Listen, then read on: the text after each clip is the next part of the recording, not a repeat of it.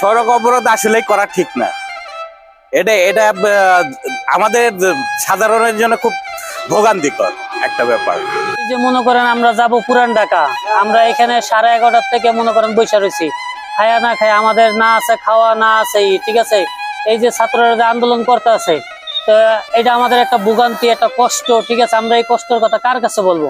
আমাদের বলার কোনো জায়গা নাই, আমাদের কোনো স্কোপ নাই বলার জন্য।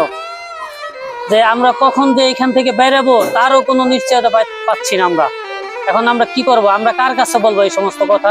আমাদের তো বলার কেউ না। গাজীপুর থেকে ওই প্রায় পুরা রাস্তায় জাম। তো এখন ওই নাবিস্কো থেকে নামে আসলাম।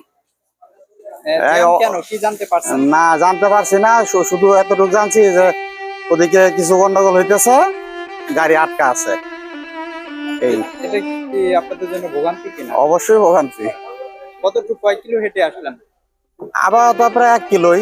আবার সামনে তো আমার গন্তব্য গুলিস্তান, কত দূর হাঁটতে হয় জানি না।